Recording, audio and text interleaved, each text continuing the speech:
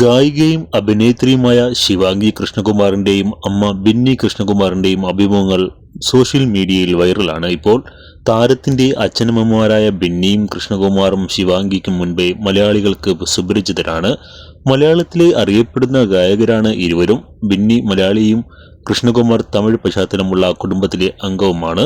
ചന്ദ്രമുഖിയിൽ രജനീകാന്തും ജ്യോതികയും വിനീതും അഭിനയിച്ച രാര എന്ന് തുടങ്ങുന്ന ക്ലാസിക് ഗാനം ആലപിച്ചത് ബിന്നി കൃഷ്ണകുമാറാണ്. റിയാലിറ്റി ഷോയിലെ പ്രകടനത്തിലൂടെയാണ് ശിവാംഗിയെ പ്രേക്ഷകർ പരിചയപ്പെടുന്നത്. കുക്ക് വിത്ത് കോമാളി എന്ന കോമഡി കുക്കറി ഷോയിലെ പ്രകടനത്തോടെയാണ് ശിവാംഗി ശ്രദ്ധ നേടുന്നത്. മകൾ ശിവാംഗി മാതാപിതാക്കളായ കൃഷ്ണകുമാറിനും ബെന്നിക്കും ഉള്ളതിനേക്കാൾ ആരാധകരെ സമ്പാദിച്ചു കഴിഞ്ഞു എന്ന് പറയുന്നതിൽ തെറ്റില്ലായിരിക്കും.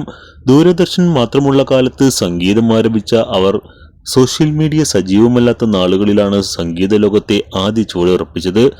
6K ഫോളോവേഴ്സുള്ള ഇൻസ്റ്റഗ്രാം പേജിന്റെ ഉടമയാണ് ശിവാംഗി. മലയാളത്തിലെയും തമിഴിലെയും ശ്രദ്ധേയ താരങ്ങൾ പലരും ശിവാംഗിയെ ഫോളോ ചെയ്യുന്നുമുണ്ട്. ഇപ്പോൾ തന്റെ ഒരു ഫാൻ നൽകിയ ഞെട്ടലിനെ കുറിച്ച് പറയുകയാണ് ശിവാംഗി. ഫാൻ എന്നല്ല, ക്രിപ്പി ഫാൻ എന്നാണ് ശിവാംഗി അയാളെ വിശേഷിപ്പിക്കുക. സമാന അനുഭവം ഒരിക്കൽ നടി അഹാന കൃഷ്ണയ്ക്കും ഉണ്ടായിട്ടുണ്ട്. ഒരു രാത്രിയിൽ അഹാനയുടെ വീട്ടിലേക്ക് അതിക്രമിച്ചു കടക്കാൻ അയാൾ ശ്രമിച്ചുവെങ്കിലും അഹാനയുടെ അച്ഛന്റെയും കുടുംബത്തിന്റെയും സമയോചിത ഇടപെടലിൽ പോലീസിനെ വിളിച്ചു വരുത്തി ആളെ ഏൽപ്പിക്കുകയായിരുന്നു. 2-3 ദിവസം തന്റെ വീടിനു ചുറ്റും ഒരാൾ ചുറ്റിത്തിരിയുന്ന കാര്യം ശിവാംഗി ശ്രദ്ധിക്കുന്നുണ്ടായിരുന്നു. എന്നാൽ ഒരു ദിവസം അയാൾ ശിവാംഗിയെയും കുടുംബത്തെയും അക്ഷരാർത്ഥത്തിൽ ഞെട്ടിച്ചു കളഞ്ഞു.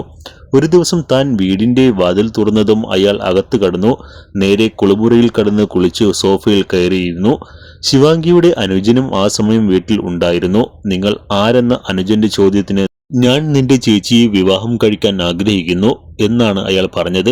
അനുജൻ പിതാവിനെ വിവരം ധരിപ്പിച്ചു. അതിനുശേഷം പോലീസിനെ വിളിച്ചു. വളരെ വിദ്യാസമ്പന്നനായ വ്യക്തിയാണ് അദ്ദേഹം എന്ന് ശിവാംഗി പറയുന്നു. കോയമ്പത്തൂരിൽ നിന്നും സ്വയം വാഹനം ഓടിച്ചു വന്ന് വീട്ടിൽ കയറി ഇത്തരമൊരു അതിക്രമം കാട്ടുകയായിരുന്നു അയാൾ.